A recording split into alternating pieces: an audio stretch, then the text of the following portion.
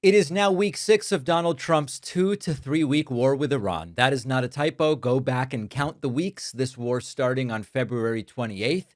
Pull up a calendar and start counting, and you will see that we have completed 25 weeks and we are now in week number 26.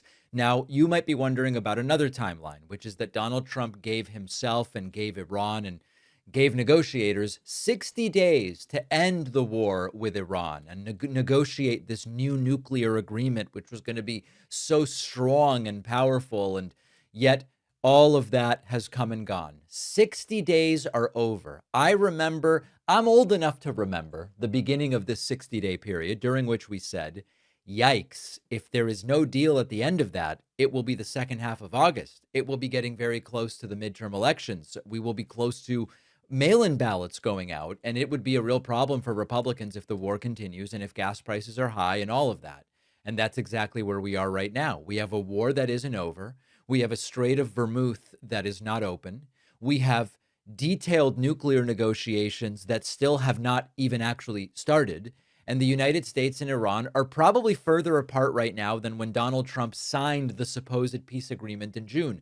Remember how this started. We had a beautiful letter signed at the beginning of June saying it's basically done. We basically have a deal, but we're going to give ourselves 60 days to negotiate it. And then after 2 days in Switzerland, not even 42 hours or something like that, Vice President J.D. Vance just flew back to the United States. And at that point, many of us realized this is not looking good. We go all the way back to February 28th when the war started. A month later, Trump said, it's basically done. We just need 2 to 3 more weeks. And he said that the United States is going to finish the job and leave as heroes. And then the 2 to 3 week war became 20 to 22 weeks, and then 24, and then 25.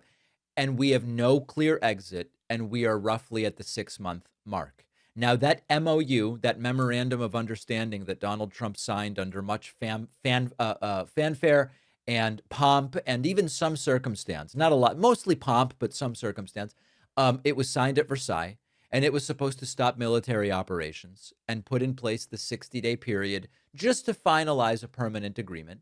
The Strait of Hormuz will be open. That carries about a fifth of the world's traded oil and gas. None of this stuff has happened. It is just it's a growing list of promises that have been broken. A week after the beautiful letter was signed, Iran fired on ships using a route near Oman, and the United States responded and struck Iran, and Iran retaliated again against countries hosting American forces, and Trump put the blockade back on, and both sides said it's the other side that is not acting in good faith here. Iranian officials say there really have been no negotiations since June. Now, Donald Trump every few days claims the talks are progressing and we're speaking to people and it's all really good.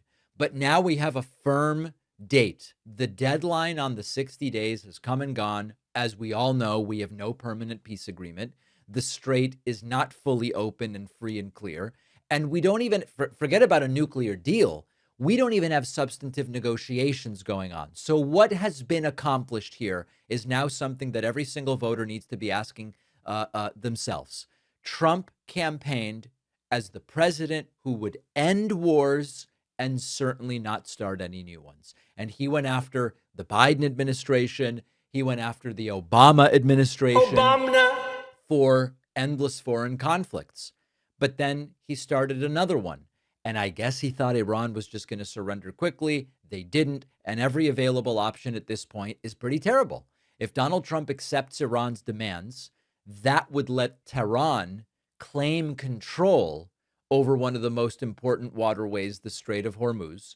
And it would allow them to charge shipping fees, and it would allow them to demand American reparations. So that would look as though Trump started a war to leave with Iran having greater leverage than before. That seems like you lost the war.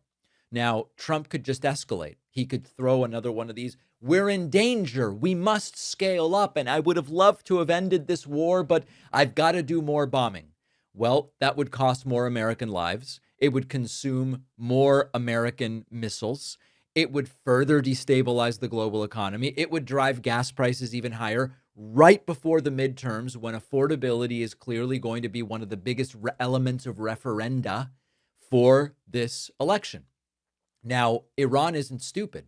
They're a terrible, authoritarian, theocratic regime, which I fundamentally am opposed to as a progressive anti-authoritarian.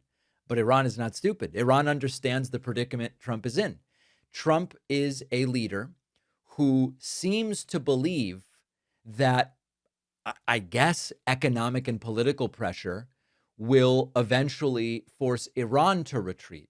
But Iran realizes it's Trump who's going to have to retreat. Trump believes sanctions and the blockade is going to force, or we are going to force, Iran to surrender first. But that doesn't seem to be happening. And so both sides are waiting for the other to blink. Ordinary people are paying the price. But increasingly, it seems as though it is Trump who just doesn't have the cards. We see shipping through Hormuz at a fraction of where it was before the war. We see oil and gas up. Troops remain deployed. The conditions on the USS Abraham Lincoln appear to be abysmal.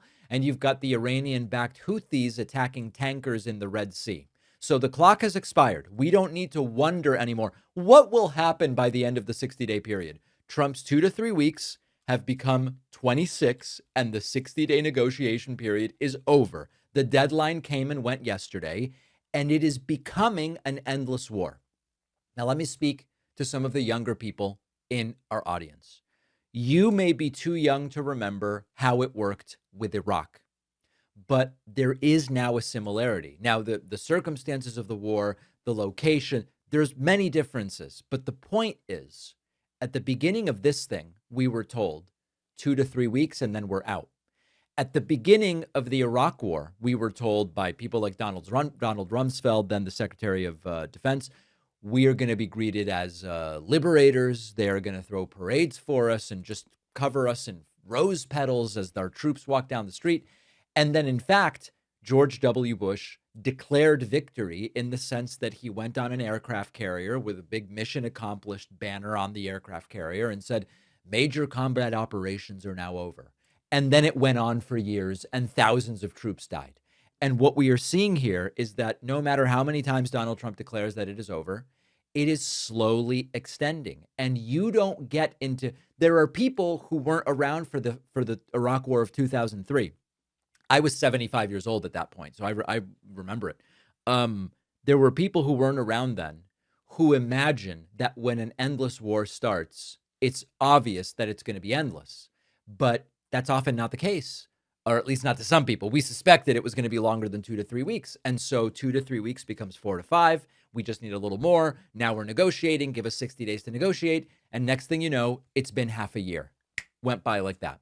So I'm not saying this is going to go years like Iraq or decades like Afghanistan, but this is how these very extended conflicts just keep extending a little bit more and a little bit more and a little bit more.